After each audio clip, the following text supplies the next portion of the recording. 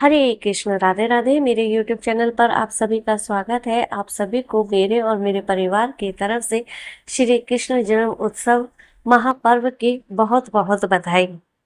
श्री कृष्ण की जन्म अष्टमी के दिन हमें यह पावन कथा जरूर सुननी चाहिए।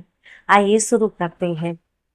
कंस अपनी बहन देवकी से बहुत ही स्नेह और प्यार करता था, लेकिन वह एक दिन संयोगवश अपनी देवकी बहन और अपने बहनोई के साथ कहीं जा रहा था। तभी आकाशवाणी हुई। आकाशवाणी से आवाज आई, हे कंस, जिसे तू चाहता है वह उस देवकी का 8वां बालक ही तुझे मार डालेगा। इस भयंकर आकाशवाणी को सुनकर कंस भयभीत हो गया। उसने अपनी बहन को मारने के लिए तुरंत तलवार निकाल ली।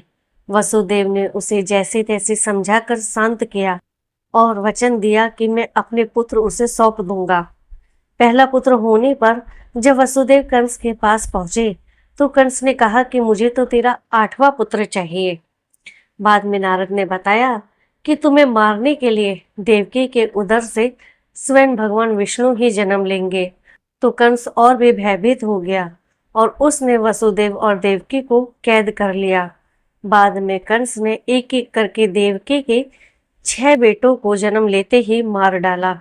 7वें गर्भ में वह श्री शेष अनंत ने प्रवेश किया था। भगवान विष्णु ने श्री शेष को बचाने के लिए योग माया से देवकी का गर्भ ब्रज निवासिनी वसुदेव की पत्नी रोहिणी के उदर में रखवा दिया। तदंतर 8वें बेटे के बारे में श्री हरि ने स्वयं देवकी के उदर में पूर्ण अवतार लिया। स्वयं भगवान विष्णु ने कारागार में प्रकट होकर देवकी और वसुदेव को दर्शन देकर उन्हें उनके पूर्व जन्म की तपस्या के बारे में बताया था और उसी के पुण्य फल हेतु पूर्व जन्म में ही उनके यहाँ 3 बार अवतार लेने का वचन भी दिया था।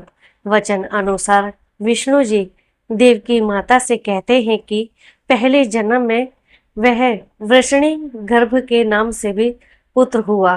फिर दूसरे जन्म में जब आप देव माता अदिति थी तो मैं आपका पुत्र उपेंद्र था। मैं ही वामन बना और राजा बलि का उद्धार किया।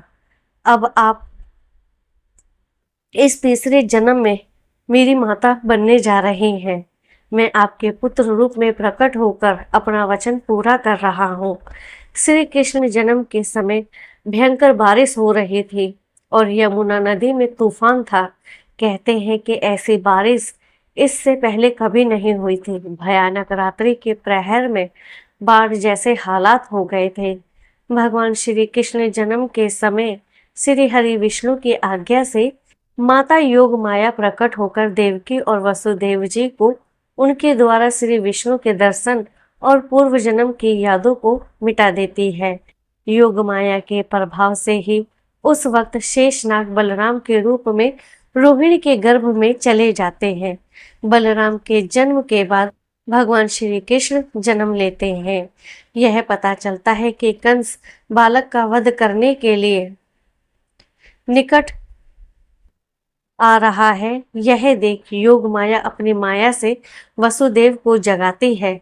वसुदेव जागते हैं तो वह कहती है कि कंस के आने से पहले तुम इस बालक को लेकर गोकुल चले जाओ। वसुदेव बालक को प्रणाम करते हैं और फिर योग माया से कहते हैं कि परंतु देवी माता, मैं जाऊंगा कैसे? मेरे हाथ में तो बेड़ियां पड़ी हैं और चारों ओर कंस के पहरेदार भी खड़े हैं। तब देवी माता कहती है, तुम स्वतंत्र हो जाओगे। गोकुल जाकर तुम यशोदा के यहाँ इस बालक को रख आओ और वहां से अभी अभी जन्मी बालिका को उठाकर यहाँ लेकर आओ। योग माया के प्रभाव से पहरेदारों को नींद आ जाती है। वसुदेव जी के बेड़ियां खुल जाते हैं और फिर से बालक को उठाकर कारागार से बाहर निकल जाते हैं। बाहर आंधी और बारिश हो रही होती है। चलते चलते वे यमुना नदी के पास पहुंच जाते हैं। तट पर उन्हें एक सूपड़ा पड़ा नजर आता है जिसमें बालक भगवान श्री कृष्ण को रखकर पैदल ही नदी पार करने लगते हैं। तेज बारिश और नदी की धार के बीच में वे गले गले तक नदी में डूब जाते हैं। तभी शेषनाग बालकृष्ण के सहयोग के लिए प्रकट हो जाते हैं। माता यमुना भी प्रकट होकर बालकृष्ण के चरण छूकर नीचे उतर जाती है और उनके लिए यमुना पार करने का मार्ग बना देती है। वसुदेव जी रात्रि के अंधकार में बालक कृष्ण को लेकर यशोदा मैया के कक्ष में पहुंच जाते हैं। द्वार अपने आप ही खुल जाते हैं। गहरी नींद में सोई यशोदा मैया के पास वह बाल श्री कृष्ण को सुलाकर वहां सोई हुई बालिका को ले आते हैं। पुनः कारागार में जाकर वे बालिका को गहरी नींद में सोई देवकी के पास सुला देते हैं। तब योग माया प्रकट होकर उनकी बेड़ियां फिर जस की तस कर देती है और कहती है कि हमारी माया से तुम्हें ये सब याद नहीं रहेगा। फिर वसुदेव जी भी सो जाते हैं। उधर योग माया के प्रभाव से ही यशोदा और उनके पति नंदराय यह समझते हैं कि यशोदा के यहाँ पुत्र का जन्म हुआ है। बाद में कंस को पता चलता है कि देवकी ने फिर एक बच्चे को जन्म दिया है, तो वे कारागार में उसका वध करने के लिए पहुंच जाता है। कारागार में पहुंचकर वह देवकी से पूछता है, क्या ये लड़की है? देवकी कहती है, हाँ भैया। तब वह कहता है, झूठ, इस बार लड़की कैसे हुई? आकाशवाणी झूठ नहीं हो सकती, उसने 8वें पुत्र की बात कही थी, फिर लड़की कैसी हो गई? अवश्य लड़का हुआ होगा, कहाँ छिपा दिया है तुमने? तब वसुदेव कहते हैं, जब मेरी आंख खुली तो मैंने इसी बालिका को देखा है। मैं सत्यवादी हूँ, कभी झूठ नहीं बोलता। यह सुनकर कंस कहता है, हाँ तो ये भी विष्णु की एक चाल है जिससे मेरी मति भ्रमित हो जाए। चाहे वह कुछ भी कर ले, लेकिन मुझे मेरे लक्ष्य से हटा नहीं सकता। चाहे किसी भी रूप में आ जाए, मेरे हाथों से बच नहीं सकता।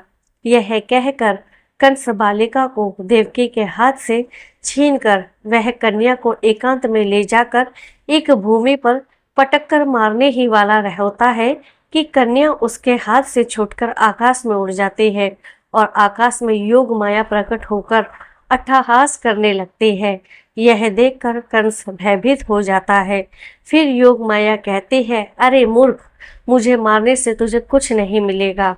तुझे मारने वाला तो कोई और है और वह है इस धरती पर जन्म ले चुका है, वही तेरा संहार करेगा। हे मंदबुद्धि दुष्ट, तू व्यर्थ बिचारी देवकी को कष्ट दे रहा है। वह निर्दोष है, दीन है, एवं असहायों की हत्या करना छोड़ दे। यह कहकर योग माया अदृश्य हो जाती है। कंस घबराकर वहां से चला जाता है और फिर वह कृष्ण की तलाश करने के लिए सभी गांव के बच्चों का वध करने का आदेश दे देता है।